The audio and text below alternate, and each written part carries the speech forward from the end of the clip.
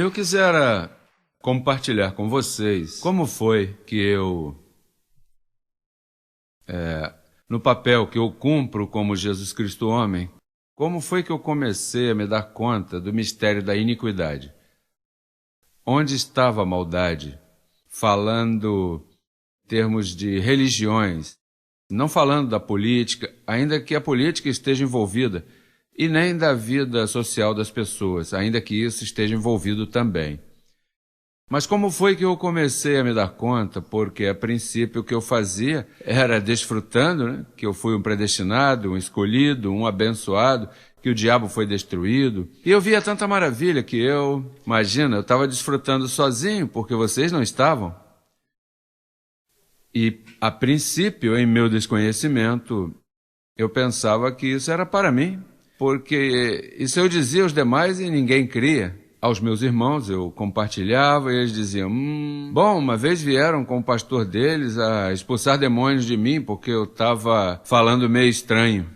Então, pois eu estava desfrutando e eu tinha, depois dessa iluminação que eu tive que estar lendo a Bíblia de novo, porque o que eu havia lido antes era a letra.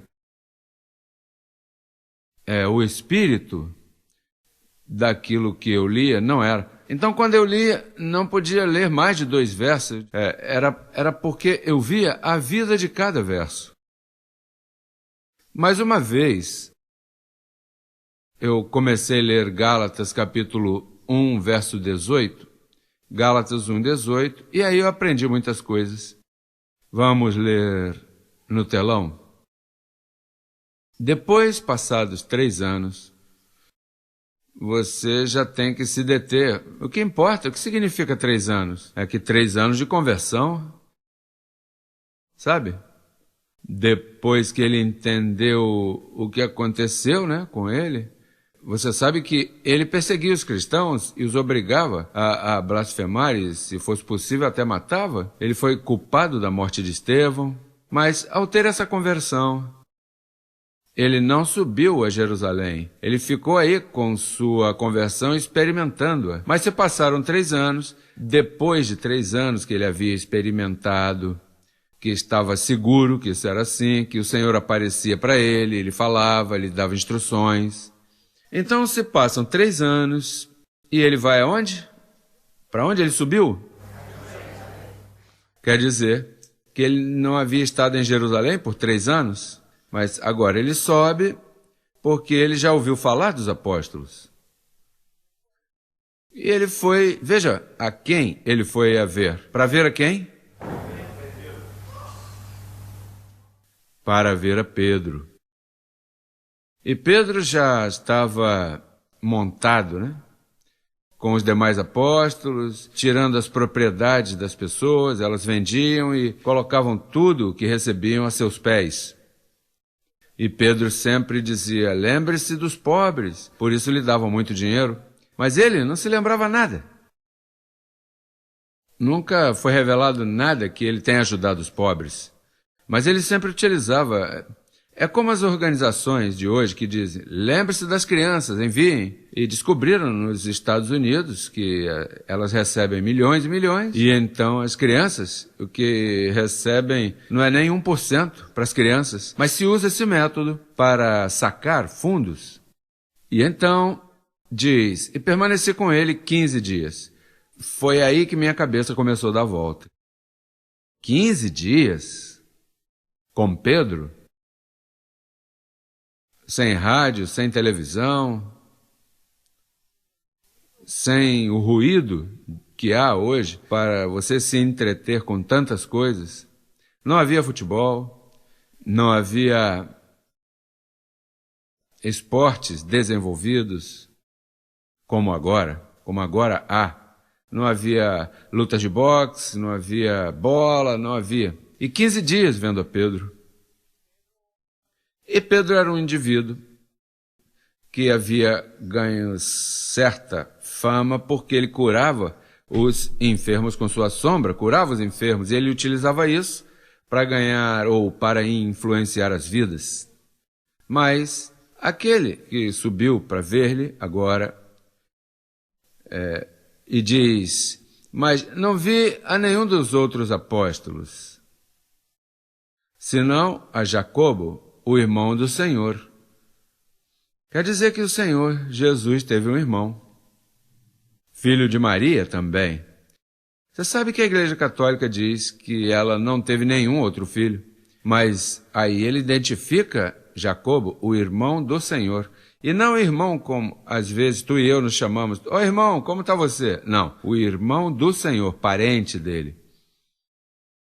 E eu não sei por que ele tem que pôr aí, nisto que vos escrevo, eis que diante de Deus não minto. Agora, eu imagino que nesses 15 dias, Paulo levava uma mensagem para Pedro. E eu imagino que Pedro também queria escutar o que aconteceu, o que você experimentou. E eu imagino que Paulo tenha dito, bom, olha, eu entendo, Pedro, que Satanás foi destruído, que o diabo já não existe. Isso, quem me disse, foi o ressuscitado que apareceu para mim. Ele já não existe. Mas, o diabo foi destruído? Sim, Satanás não existe. Ele existiu, mas quando Cristo morreu, ele perdeu toda a existência a esse mundo espiritual, esses demônios que apareciam. De fato, os evangélicos hoje creem tanto nos livros históricos como Mateus, Marcos, Lucas e João, e daí é que eles sacam todas as suas doutrinas para expulsar demônios nas igrejas, com um atraso de 2000 anos. Mas como a carne é tão enganosa, às vezes há evidências de certas manifestações carnais quando oram pela pessoa, um outro vomita, outro começa a suar, outro começa a gritar. E então parece que Satanás está vivo. Parece que há demônios ainda pelos ares, mas aquilo terminou ali.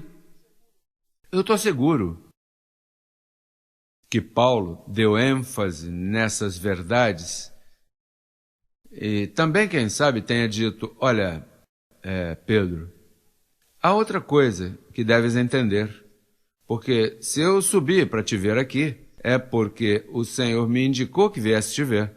Olha, há 2 evangelhos. O da circuncisão, o teu, o que tu pregas, é judeu ou judaico, mesclado com a experiência que você teve com Jesus de Nazaré. Mas esse evangelho, Pedro, eu quero te dizer que caducou. Tu já não estás suposto a falar mais desse evangelho. Agora começou um novo. E ele revelou a mim. Olha, é como você ser o chefe de uma companhia e viesse alguém, e dissesse, a companhia mudou de chefe. E aí, se a pessoa é humilde, diz, bom. Se for uma pessoa de uma boa medida, diz, bom, se mudou de chefe, olha, te felicito e espero que faças um bom trabalho também. Mas se não, vem um ciúme, porque ficaste sem trabalho. Então aí Paulo começou a explicar-lhe, olha Pedro, eu sei que isto é difícil, mas depois da cruz, o evangelho que vocês pregam não tem sentido porque o pacto mudou. Agora, aquele que se une ao Senhor é um espírito com ele, já não tem que estar orando como vocês oravam, Espírito, vem, porque já está. E isso começou a deixar a Pedro sem trabalho. Em sua mente ele dizia, e o que eu vou pregar agora? Por isso, quando esses pastores me escutam, ainda, ou eles caia bem, ou eles possam aprender de mim um pouquinho pela internet, então eles dizem, mas eu aceito o que ele diz, mas se eu fizer isso, eu tenho que me sentar para escutar e eu vou perder a ventre envolvido. Ou seja, para entrar aqui, tem que amar a verdade. Eu felicito qualquer um de vocês que tenha sido pastor no sistema. Houve alguém aqui que tenha sido pastor do sistema antes de chegar aqui? 3, 4, quantos mais?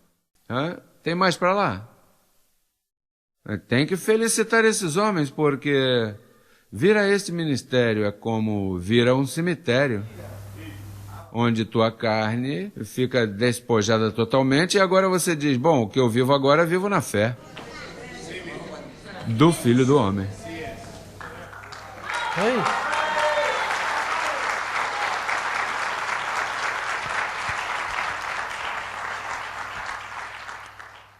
Eu imagino que tenha dito também, olha Pedro, eu escuto vocês quando estão... Eu tenho visto nesses 15 dias que tu dizes, Deus te abençoe, Jacobo. Isso tu não podes fazer. Eu imagino que Pedro tenha dito, você vem me corrigir? Fui eu que andei com ele. Eu andei, eu vi os milagres, e mais, eu caminhei por cima da água. Nós não estamos falando aqui de caminhar por cima da água nem de sinais, estamos falando do novo pacto, pregado pela lei, pregado pelos profetas, por Jeremias, por Isaías. Ou seja, isso não é nada novo, Pedro. Aparentemente, Pedro, tu tens pouco conhecimento da Escritura, que é o mesmo caso que acontece conosco, a imprensa, os líderes políticos. O que eles sabem de Bíblia? O que eles sabem são contos do filho pródigo, de que Moisés abriu o mar vermelho quando tocou com o cajado. Nós estamos lidando com uma sociedade abusada, lastimada, ignorada, empobrecida. Fora daqui, dá pena nossos irmãos como foram enganados. Olha, eles ainda pensam que Pedro foi o primeiro Papa. E ainda vem o Papa aqui e o veneram. Quando ele vem, os gastos dele, quem paga é a Bolívia. No Brasil, quanto gastaram? 20 milhões. Quem gastou 20 milhões? Os brasileiros. Isso não foi colocado pelo romanismo católico, não. Ele vem e espera que o presidente oponha o dinheiro, que às vezes, sem ter o dinheiro, porque estão endividados com outras nações, mas vem o Papa e tem que sacar 20 milhões. E tem que gastar, proteger, e o que ele disser tem que ser feito. Eu venho de Santo Domingo e que um dos abençoados lá me disse que chegou um homem do Vaticano a exigir dos impostos do povo dominicano, exigiram dinheiro, e quando o confrontaram, ele disse, eu não vim aqui perguntar se sim ou não, eu vim aqui a um sim, é o governo do Vaticano. E você sabe de onde saiu esse governo falso? Dessa reunião que estamos falando aqui. Porque naqueles 15 dias ali foi falado várias coisas da verdade do Evangelho. O que podia acontecer é que, se Pedro fosse um escolhido, que entendemos agora que Pedro não era um escolhido, que ele era um filho de perdição. Bom, o único que Cristo disse, aparta-te de mim, Satanás, porque é isso que tu és. Tu és um resíduo dessa semente. Sim, porque Satanás foi vencido na cruz, mas Pedro estava vivo. Um resíduo do filho de perdição. De fato, quase todos esses apóstolos eram pessoas más. E por que eram más? Porque papai os escolheu maus. Os escolheu para que desobedecessem. É ele que tem tudo controlado. O filme vai como ele quer. Não tem conselheiro, ele não se reúne assim com uma junta para perguntar, o que tu pensa disso? Vamos fazer esse plano? Não, o plano já está traçado. E então, nessa reunião, aconteceram coisas. Eu imagino que num dia, sabe o quanto que se pode falar em um dia? Eu estou aqui como 20 minutos e já falei bastante. Agora, imagina no primeiro dia. Quem sabe foi saudação, recordar como que disse ele, olha, Pedro, eu amava tanto isso que eu matei Estevão, o meu contemporâneo. Eu amava tanto isto, e agora eu tenho isso por lixo? E quem sabe tenha sido assim o primeiro dia. No segundo dia, quem sabe, falaram de doutrina. No terceiro dia, quem sabe Paulo tenha dito, tu sabes que a graça é um governo, e é um governo para reger as nações. E o presidente desse governo, Pedro, sou eu. E esse governo vai ter todas as coisas em comum. para pensar o mesmo, para falar o mesmo. Eu imagino que Pedro ia anotando, né? Mãe, isso eu posso fazer? Tudo que eu tenho que fazer. Eu imagino que Pedro disse assim: tudo que eu tenho que fazer é como tirar esse homem aí do meio para dar validez aos 33 anos, para forjar daí uma religião bonita e colocar Maria como a Santa Mãe de Deus. O menino, temos que fazer um misticismo com ele. Tem que colocar que Maria não teve mais sexo, tem que esconder isso na história, que Maria não teve mais filho. E entendemos que teve porque José continuou sendo esposo dela e ela não era estéril. Então eu creio que Pedro, Jacobo e João se reuniram porque tiveram muitos anos para fazer isso. E planejaram, eles viram o efeito da vida de Paulo naqueles dias e finalmente disseram: esse homem tem que morrer, tem que tirá-lo, tem que calá-lo. E é aqui que está a maldade. Você que está me escutando hoje, ou pelas câmeras de Telegraça a nível mundial falando, você tem que sair da letargia, da monotonia de sua mente. Você tem que ativar, tem que dar exercício a teus sentidos para entender que houve um engano e que esse engano a Bíblia registra. E que esse engano, quem começou foi Pedro, chefe do grupo da circuncisão, dos anciãos, que uma vez decidiram matar Paulo. E não puderam naquele tempo, ainda que logo depois conseguiram lá em Roma, conseguiram matá-lo. E Paulo, que expressa em Romanos 16, em breve ir à Espanha buscar um fruto de vocês, ele disse: em breve irei. E esse em breve não aconteceu. O mataram em Roma e Paulo não chegou à Espanha. Mas então houve ocupação desse grupo que já estava se formando, de que quem fosse à Espanha fosse discípulos da circuncisão. E então chegaram lá e apresentaram sua história na Espanha. A rainha Isabel, uma mulher muito prudente naquele tempo, se encantou com a história, porque isso é uma história que enfeitiça a pessoa. Por isso Jesus Cristo disse: aquele que puser os olhos em mim, eu vou quebrantá-lo. Não ponha os olhos nisso, ponha os olhos no propósito da cruz, mas não em mim. Porque Jesus de Nazaré, uma pessoa que, por sua vida e seu sofrimento, enfeitiça a mente. Por isso, João, quando falou dele, disse: é necessário, como a serpente no deserto foi levantada, assim também o Filho, ou Jesus de Nazaré, seja levantado. E então, daí é que surgiu, chegaram os discípulos de Pedro à Espanha, e Isabel decide ajudá-los, põe o dinheiro para que Cristóvão Colombo, outro assassino mais da história, que tanto eu cantava lá na escola. Quando eu era jovenzinho, me ensinavam a cantar a ele. Porque, pois, foi um grande descobridor, é verdade, descobriu, mas os crimes que ele cometeu foram tremendos. E então estabeleceram a falsidade da igreja, o catolicismo romano. Isso é uma falsidade em grandes proporções. Isso destruiu o mundo. E eu vim desmantelar esse negócio.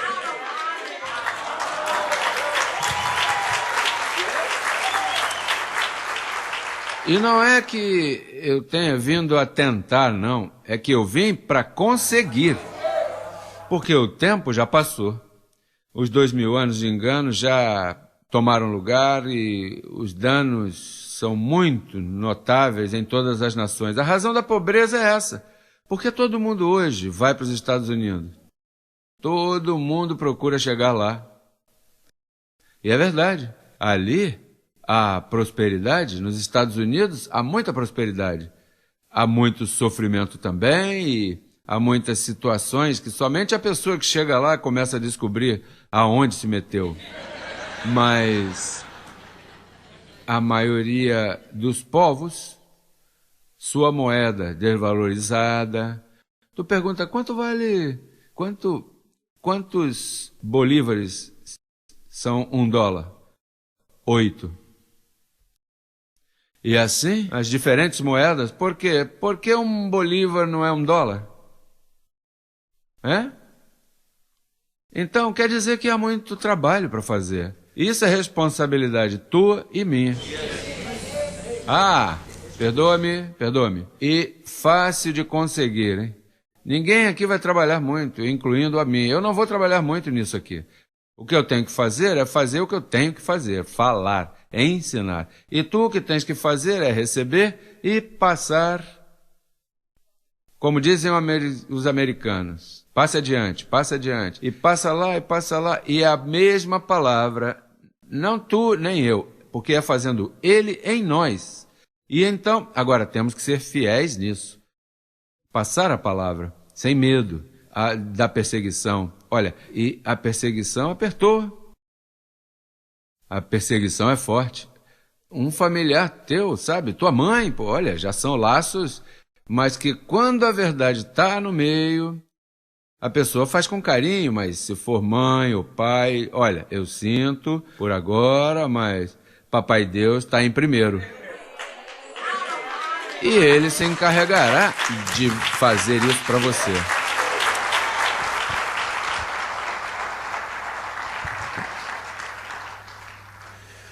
Então, quantas coisas discutiram naqueles 15 dias?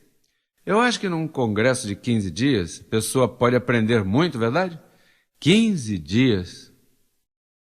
Tremendo. Eu creio que aí Pedro sofreu, ficou vermelho, se enfureceu, ficou zangado.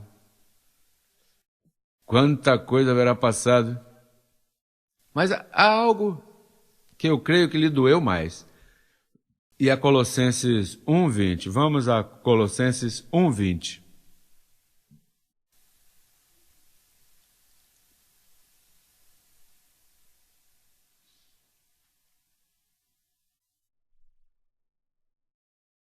E por meio dele, vamos atuar agora.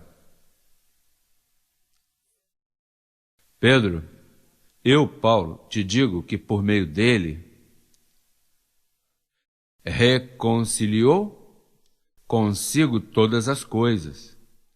Assim, as que estão na terra, onde tu estás agora, Pedro, como as que estão aonde? Nos céus, fazendo a paz mediante o sangue de sua cruz. Sabe o que ele disse aí, Pedro? Por que quando tu falas do céu, olhas para cima? Se ele já reconciliou o céu e a terra, sabe por quê? Se reconciliou é porque antes eram uma unidade o céu e a terra. O pecado trouxe uma desunião, mas quando Cristo morreu, ele reconciliou, uniu. E o que você está tentando dizer, Paulo? Bom, é porque o assunto, a festa, é aqui na terra. Ou seja, que o inferno não está aí perto do céu, na parte sul, e o céu na parte norte. O inferno é um jornal de ontem, Pedro. O inferno era o crematório onde as pessoas jogam lixo, onde o gusano nunca morre, porque jogam animais em decomposição, né? E tem esses gusaninhos. E onde o fogo nunca se apaga. Claro, esse é o inferno. Pois o inferno que está fora da cidade. Ah, então não existe o inferno também, não? Pedro, por isso eu te digo que você tem que se submeter, nós temos que renovar tua mente. Olha, será que nós temos que dizer isso ao sistema protestante de hoje?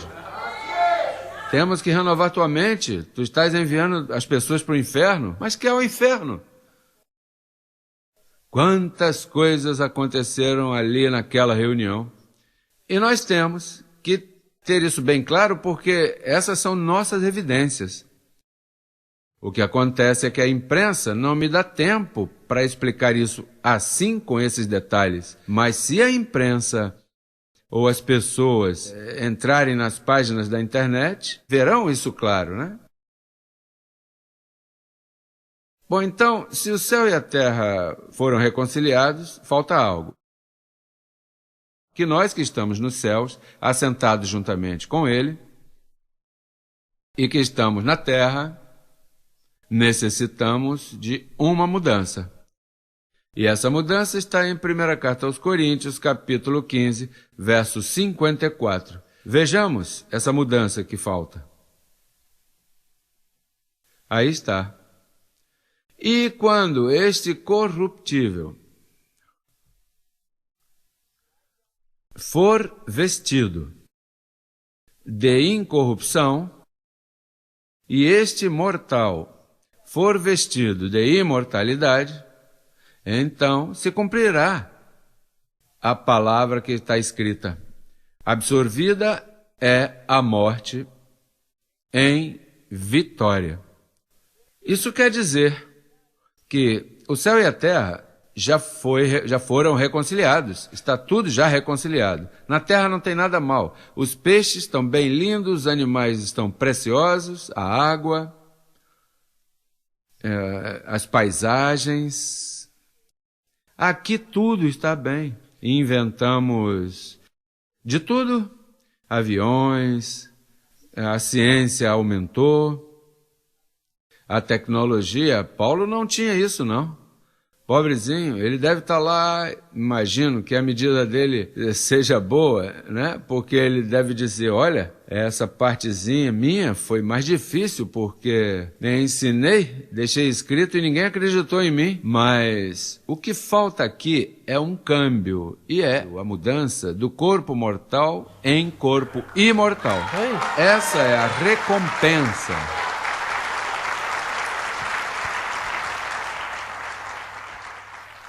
Isso virá. E tu sabe de onde vem? Hein? De ti, de dentro. Enquanto você vai se renovando, isso vai ser absorvido pela vida. A mesma vida, a própria vida vai fazer isso. Você não tem que dizer, papai, por que tu não fazes em mim? Não, eu já te fiz. Te fiz ao pôr meu espírito em ti, mas tens que renovar a mente, porque isso virá de ti. Vai chegar em mim primeiro. Um dia eu vou estar em Miami assim, um pouquinho desses dias aí, chuvoso, com uma tormenta de trovões desses que danificam televisores e tudo. Um dia desses aí, de repente, aí aconteceu. E de repente, olha, de repente, em um abrir e fechar de olhos, entra na Bolívia, Colômbia, e começa o povo de Deus, a pequena manada que Jesus Cristo falou. ¡Agua, Padre! ¡Agua, Padre!